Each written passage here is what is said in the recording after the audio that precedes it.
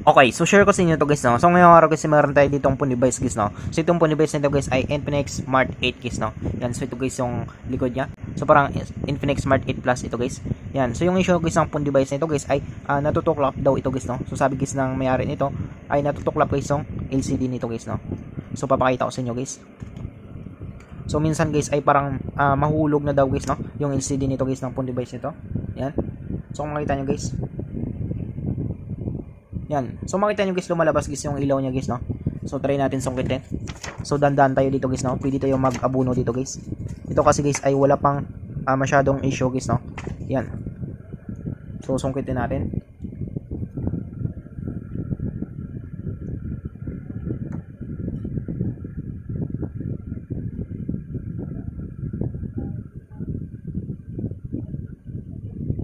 So ayan siya guys, no. So kung makita nyo guys, pasok na pasok guys yung ating pangtanggal guys, no. Yan. So makita nyo guys. Yan. So sabi guys ng mayari guys ay parang malalaglag na siya guys, no, yung LCD niya. Yan. So kung makita naman nyo guys. Yan. So kita na guys yung ilaw niya. Yan. So ngayon guys, yung ang gagawin natin dito, try natin i-fix guys yung ganitong issue guys, no. So ang gagawin natin dito, i-reglow natin ito guys. So para ma-reglow natin ito, para malinisan natin ng maayos guys, para mabalik sa dati ay una natin gagawin dito ay bubuksan natin tapos linisin natin guys yung glue niya guys, no. So yung mga natuyong glue dito guys ay tatanggalin natin guys, no. Papalitan natin guys ng panibagong glue guys. So papakita ko pa rin sa inyo guys, no, kung paano natin gawin guys. So nang gagawin natin, i-off muna natin guys yung phone device nito. So power off natin. Sunod natin dito guys ay bubuksan natin ito guys, no. So para mabuksan natin ito guys, pwede tayo gumamit guys ng pangbukas natin guys, no, or yung pang opening tools nyo guys. Yan. So papakita ko rin sa inyo guys, no. So una natin gawin dito, tanggalin natin guys yung SIM tray nya. Yan. So tabi natin yan. So natin guys ay hindi tayo pwede mag-direct dito guys, no, kasi meron siya ditong bolts guys sa gitna guys, no. Kaya dito muna tayo magdaan guys sa likod niya guys, no. So papakita ko sa inyo guys.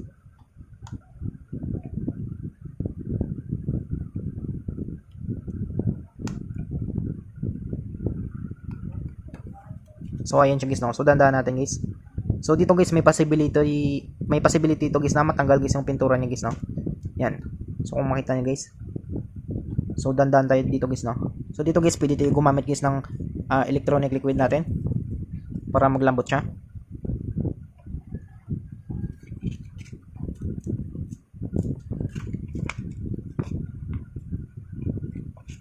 So dandahan lang tayo guys.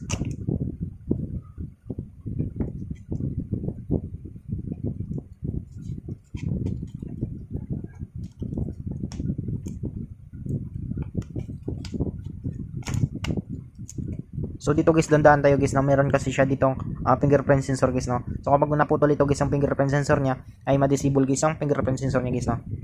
Yan, so ma-damage guys kapag naputol guys ang flexible printed circuit niya guys. So dandaan tayo guys, no. So buksan natin dandaan.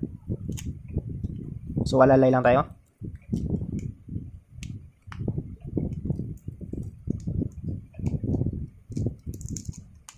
Yan. So dandaan lang tayo.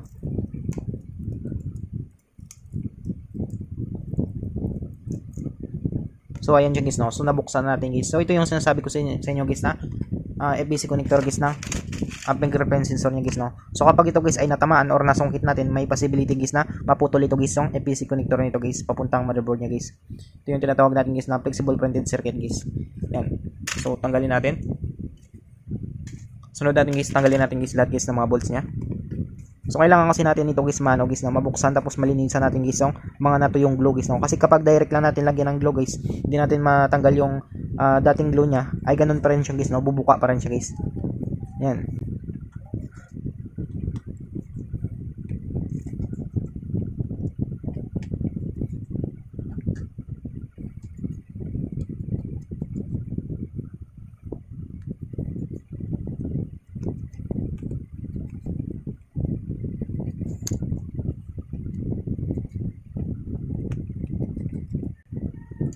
So ayan siya guys, no.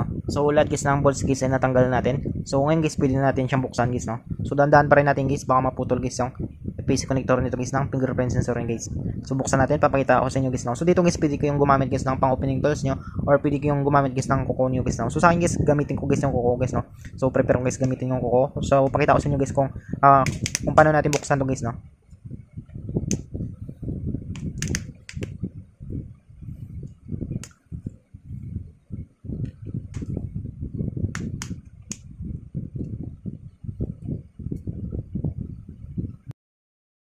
So ayan siya guys, no. Yan. So na natin gawin dito guys, tanggalin natin guys yung EPC connector guys ng battery niya guys, no.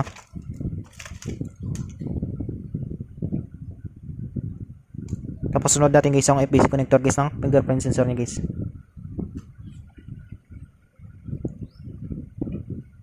So tanggalin natin guys yung tape niya. So nabuksan na ito guys, na wala na siyang ano guys, sticker guys.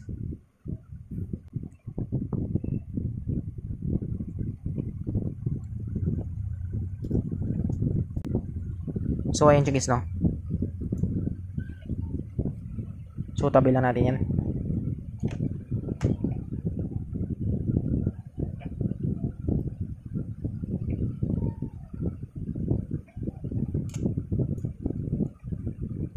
So lagay lang natin dito sa battery niya. Sunod natin dito guys, tanggalin natin guys yung battery nito guys, no. So dandan lang tayo pagtanggal nito guys, kasi meron siyang ano dito, EPC connector guys ng power flex guys, no. Yan, connected dito guys. So dandan tayo dito.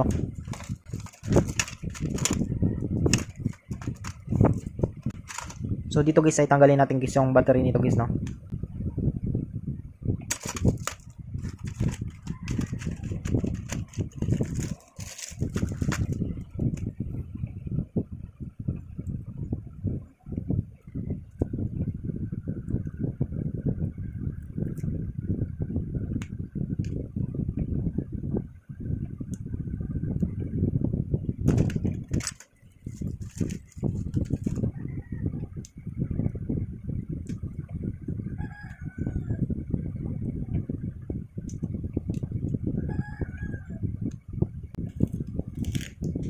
So ayan siya guys, no. So natanggal natin.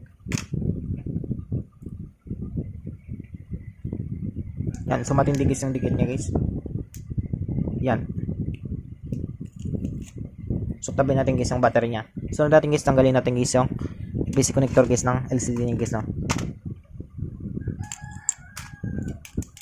Yan. Sunod natin guys, tanggalin natin guys yung LCD niya. Dandan natin tanggalin.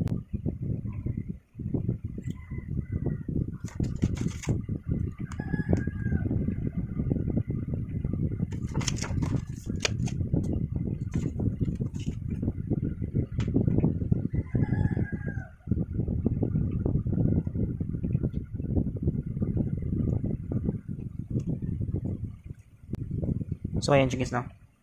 So dandan lang natin. So dito guys ay 50-50 tayo dito guys, no. Pwedeng ma-damage guys yung LCD nito guys. So kung makita nyo guys, meron na siyang basag dito banda guys, no. Yan, so dandan tayo dyan.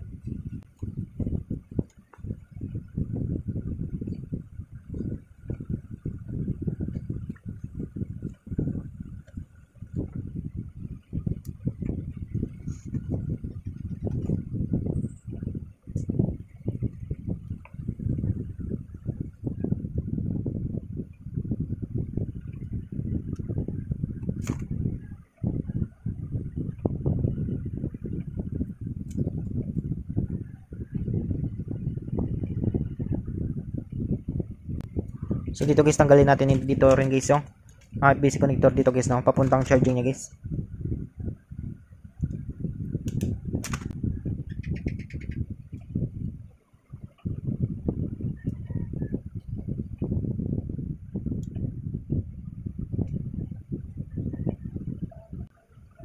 So yun guys, so malapit na tayo.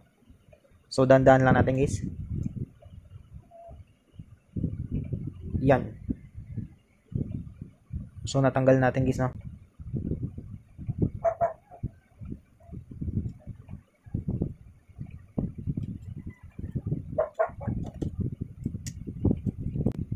So dandan tayo guys.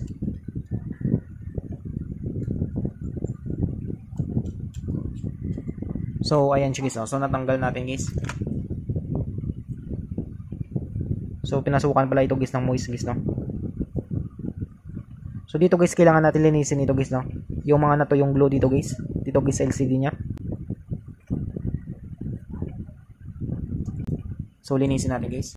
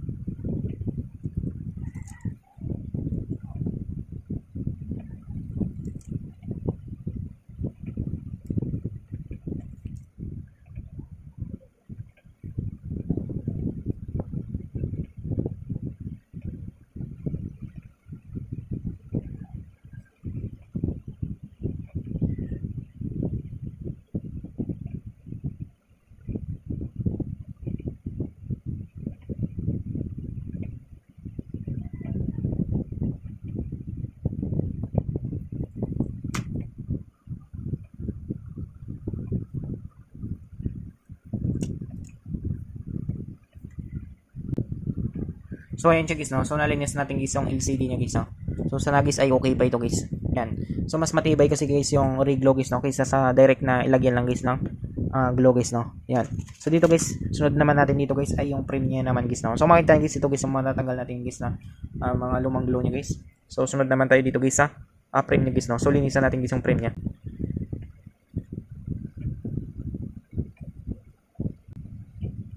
So matinding glow guys, no, yung mga lumang glow niya.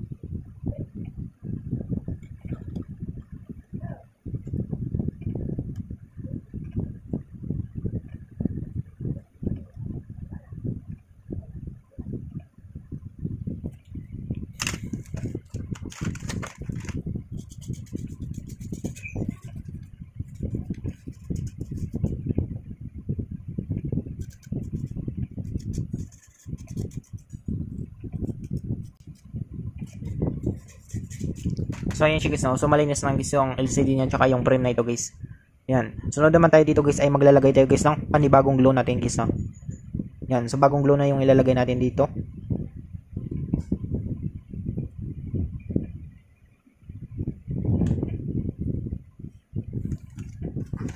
So maglalagay tayo dito guys ng panibagong glow natin guys, no.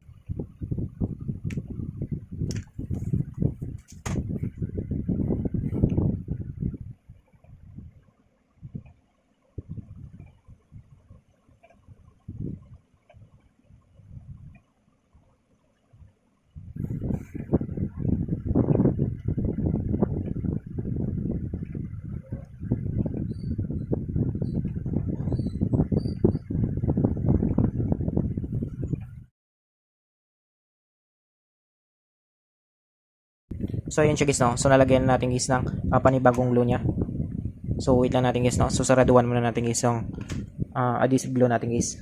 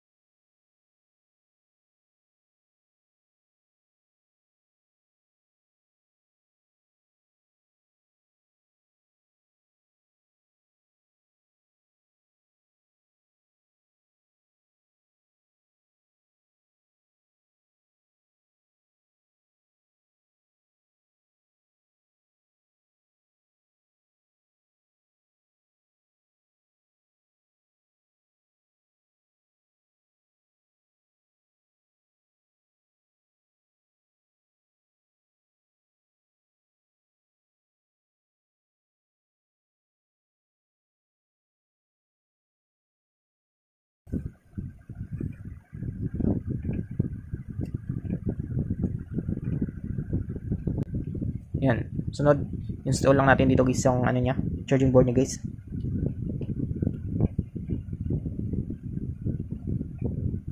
So minsan kasi guys ay napasok natin ito guys yung main flex niya, tapos naiwan natin ito guys yung EPC connector niya dito guys sa charging niya guys, ay may hirap na siyang ipasok guys, no. So kailangan pa nating tanggalin ulit guys. Yan. So ayusin lang natin guys yung antenna nito guys.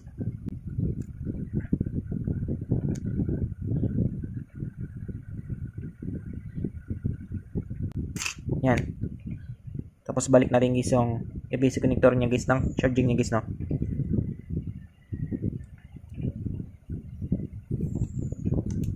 Tapos balik natin nito guys yung main flex nito.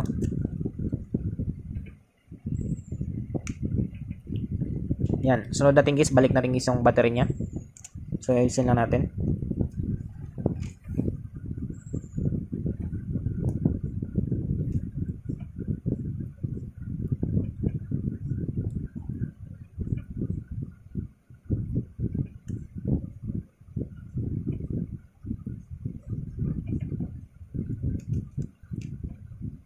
So, ayusin lang natin guys yung battery niya guys, no?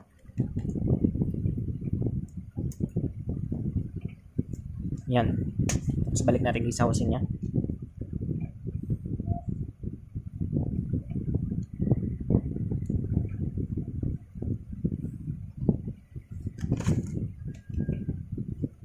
Sunod natin guys, balik natin guys yung cover niya guys, no? Middle cover nito.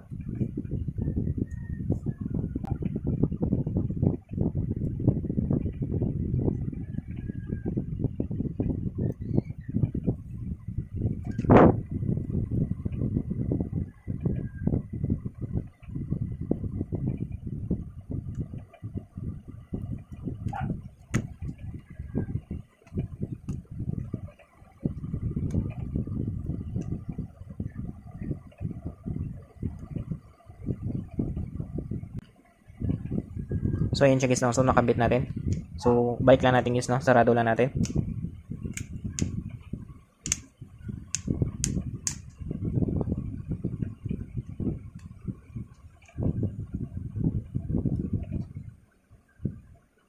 So, wait lang guys, no? Naiwan natin guys yung button niya.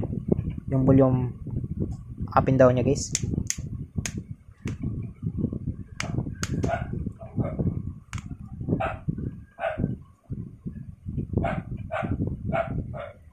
So, nakalimutan natin guys yung out button niya guys, no?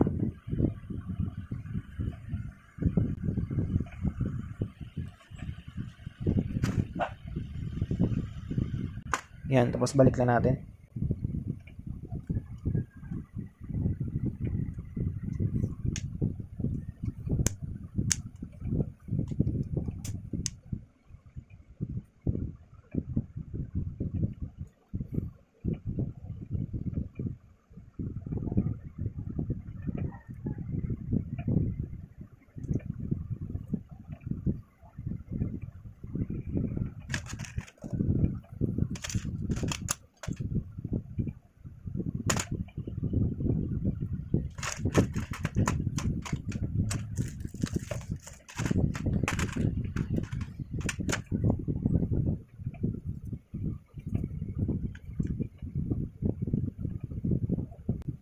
So, try natin balik guys yung symmetry niya guys, no? Yan. So, sunod natin. So, lagyan natin guys ng bolts guys, no? So, wait lang guys. Check natin to. Yan. So, kunin siya guys. So, sunod natin guys. Lagyan natin siya guys ng bolts guys, no?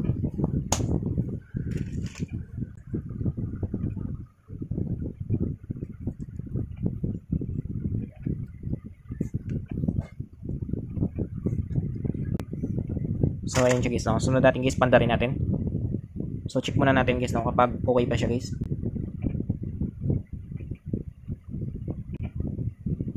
Yan. So, check natin guys, no? Kapag na-damage natin guys yung LCD nito guys.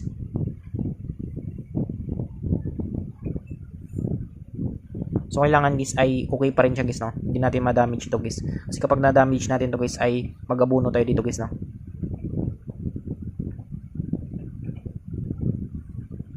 Yan. So, check natin.